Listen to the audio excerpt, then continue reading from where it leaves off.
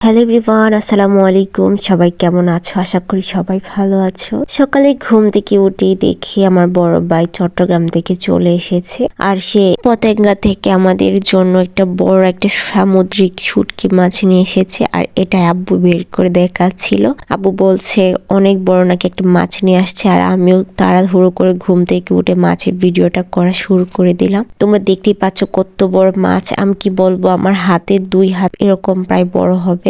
এই মাছটা লাইফে প্রথম আমরা খাবো, কারণ আমার মূলত সামুদ্রিক মাছ তেমন খাওয়া হয় না, খাই না বললেই চলে। তো খুব এক্সাইটেড ছিলাম এই মাছটা খাওয়ার জন্য। তো আবার দেখি দাদাভাই চট্টগ্রাম থেকে শর্মা নিয়ে আসছে। এই খাবারটা আমি কখনো ট্রাই করিনি, আর এই খাবারটা দেখতে কেমন, খেতে কেমন আইডিয়াও ছিল না। কিন্তু এই খাবারটা গরম ছিল না বলে খেতে তেমন মজা হয়নি, কারণ অনেক দূর থেকে নিয়ে আসছে।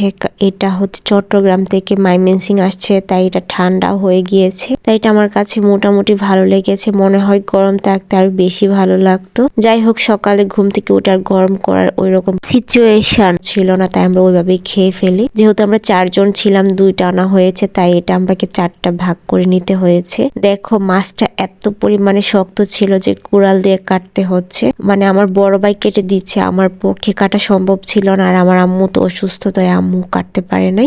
বড় ভাই আমাদেরকে এটা কাটার মধ্যে হেল্প করেছে। আর এই মাছটা যেহেতু সামুদ্রিক মাছ, সবাই খাওয়ার জন্য উদ্গ্রীব হয়েছিল, তাই এটা আমার বোনের জন্য অল্প করে রেখেছিল, আর আমার ভাবির জন্য রেখে দিয়েছিল। আর আম্মু সকালে বলছিল এই সামুদ্রিক মাছটা রান্না করে দাদাভাইকে খাওয়ানোর জন্য, তাই আমি 2 চুলাতে একটার মধ্যে ভাত বসিয়ে দিয়েছি, আর এটার মধ্যে আমি শুটকিটা রান্না করব। তাই এখানে পেঁয়াজ রসুন প্রথমে আমি ভেজে নিয়েছি। তারপর এখানে আমি অল্প পরিমাণে হলুদ আর মরিচ গুঁড়ো দিয়ে দিলাম। সামান্য পরিমাণ পানি আর লবণ দিয়ে এটা কষিয়ে নিব। মশলাটা ভালোভাবে কষানো হবে, এবং মশলা থেকে তেলটা যখন আলাদা হয়ে যাবে, তখন এই যে এত সুন্দর কেটে রাখা শুটকি মাছটা দিয়ে দিব।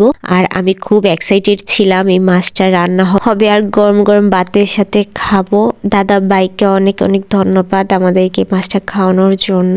আর এই মাছটা যখন রান্না করছিলাম, এত সুন্দর একটা স্মেল বের হচ্ছিল, আমার কাছে খুব ভালো লেগেছিল। দেখো কত সুন্দর করে আমি রান্না করছি, আর খেতে তো অবশ্যই মজা হবে। এদিক দিয়ে আমার ভাতটা হয়ে গিয়েছে। আর 2 চুলাতে রান্না করা, আবার মাটির চুলায় রান্না করা, এইগুলোর মজাই আলাদা। যারা গ্রামে থাকে তারা এগুলো উপভোগ করতে পারে। দেখো কত সুন্দর করে আমার রান্নাটা হয়ে গিয়েছে। এখন খাওয়ার পালা। আজকের ভিডিওটা এই পর্যন্ত। আল্লাহ হাফেজ।